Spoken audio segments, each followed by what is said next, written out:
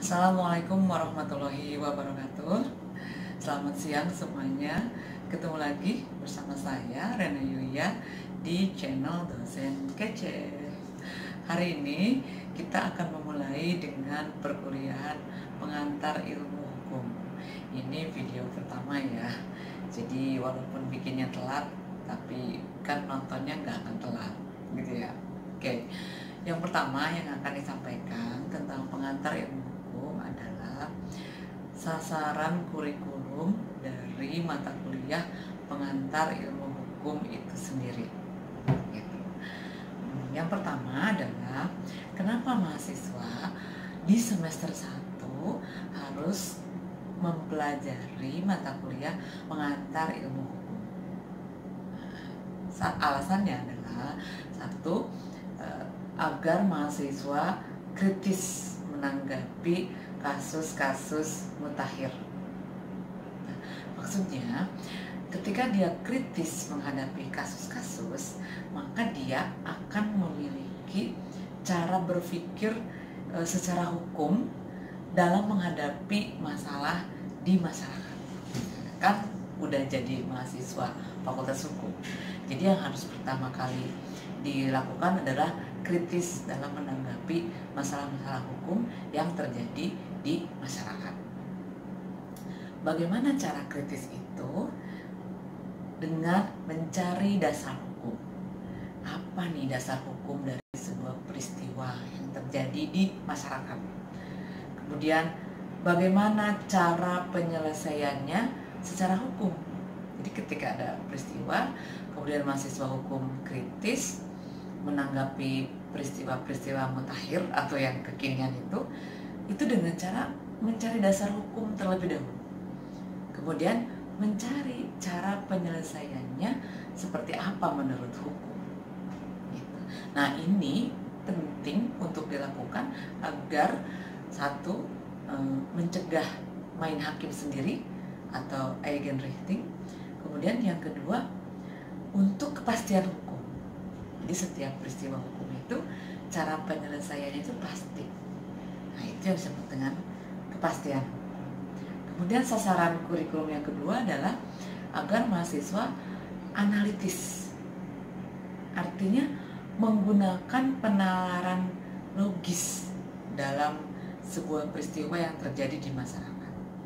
Kemudian juga menerapkan teori-teori atau prinsip-prinsip hukum ke dalam keadaan yang nyata.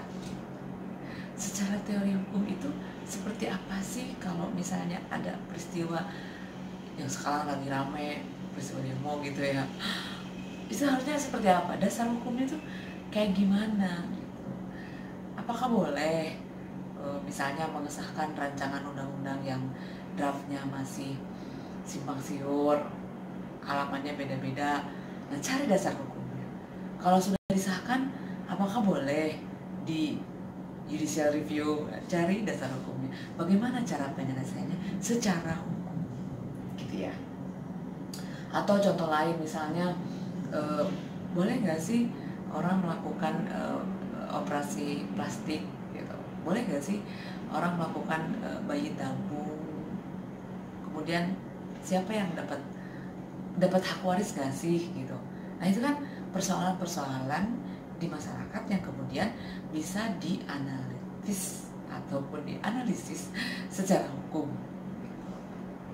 Kemudian sasaran kurikulum yang selanjutnya adalah mahasiswa dituntut untuk kreatif dalam menanggapi perkembangan hukum yang terjadi. Terjadi di mana? Terjadi di masyarakat tentu saja. Kenapa? Karena kan hari ini kejahatan juga sudah sangat kreatif gitu. Hukumnya juga harus kreatif. Jadi mahasiswa juga harus bisa menanggapi permasalahan yang berkembang di masyarakat itu dengan kreatif. Ada kemajuan teknologi, kemudian perdagangan global, kemudian pasar bebas, kemudian perkembangan kejahatan yang semakin cepat gitu, kejahatan dengan menggunakan teknologi, sehingga secara hukum pun itu harus ditanggapi dengan kreatif.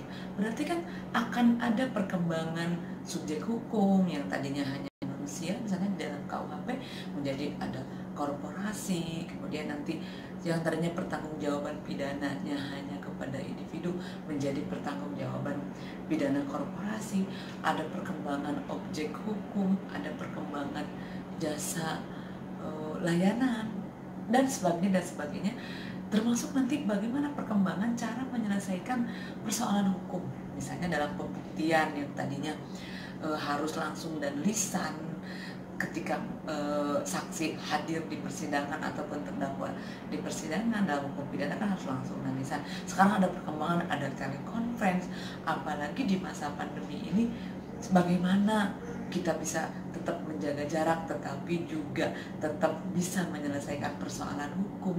Nah, kreatif ini merupakan salah satu yang dituntut ataupun sebagai sasaran kurikulum di dalam mempelajari mata kuliah pengantar ilmu hukum.